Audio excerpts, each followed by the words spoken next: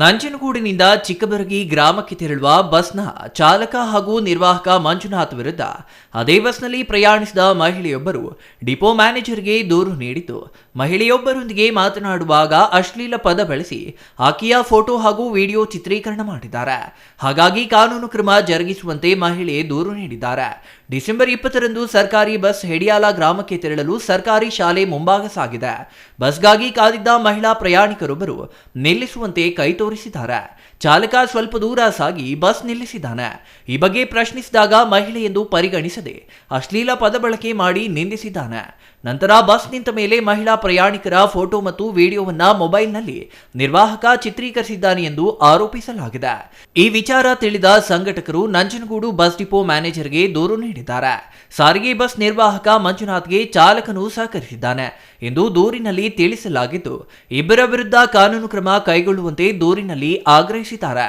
ಸದ್ಯ depot manager ನಿರ್ವಾಹಕ ಮಂಜುನಾಥ್ನ mobile ವಶಕ್ಕೆ ಪಡೆದಿದ್ದು, ಪರಿಶೀಲನೆ ನಂತರ ಕ್ರಮ ಕೈಗೊಳ್ಳುವುದಾಗಿ ಭರವಸೆ ನೀಡಿದ್ದಾರೆ. ನಾವು ಡಿವಿಷನ್ ಆಫೀಸಿಗೆ ಡಿಸಿ ಕಳಿಸ್ತೀನಿ. ಡಿಸಿ ಅವರು ನಿನ್ನೆನೂ ಇವ್ರು ಮಾತಾಡಿದ್ದಾರೆ, ಸಂಬಂಧಪಟ್ಟವರ ಇದು ಅರ್ಜಿದಾರರು. ಅದನ್ನ ಅವರು ತಕ್ಷಣ ಕ್ರಮ ತಗೊಳ್ತೀನಿ ಅಂತ ಹೇಳಿದ್ದಾರೆ. ಇನ್ನೊಂದು ಎರಡು ಮೂರು ದಿನದ ಒಳಗಡೆ ಕ್ರಮ ಆಗುತ್ತೆ.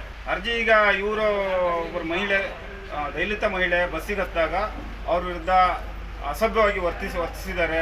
ಅವ್ರನ್ನ ಯಾವ ಇವ್ರ ಅರ್ಜಿಯಲ್ಲಿ ಏನಿದೆ ಅಂದರೆ ಫ್ರೀ ಟಿಕೆಟ್ ಬಗ್ಗೆ ತಗೊಂಡು ಹೋಗೋದ್ರಿಂದ ಅದ್ರ ಬಗ್ಗೆ ಅವಹೇಳನ ಇದು ಮಾಡಿದ್ದಾರೆ.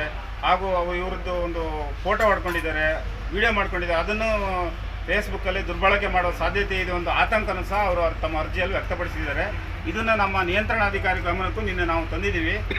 ಮತ್ತು ಅರ್ಜಿದಾರರು ಸಹ ನಮ್ಮ ನಿಯಂತ್ರಣಾಧಿಕಾರಿ ಮಾತಾಡಿದ್ದಾರೆ. ನಾವು ಇದನ್ನು ರೈಟಿಂಗಲ್ಲೇ ಡೀಟೇಲ್ ರಿಪೋರ್ಟ್ ಇದ್ರ ಬಗ್ಗೆ ಕೊಡ್ತೀವಿ. ಆ ರಿಪೋರ್ಟ್ ನೋಡಿ ಬಂದ ತಕ್ಷಣ ನಮ್ಮ ವಿಭಾಗೀಯ ನಿಯಂತ್ರಣ ಅಧಿಕಾರಿಗಳು ಕ್ರಮ ತಗೋತೀವಿ ಅಂತ ಹೇಳಿದ್ದಾರೆ. Kumar, CTV news, Nanjangud.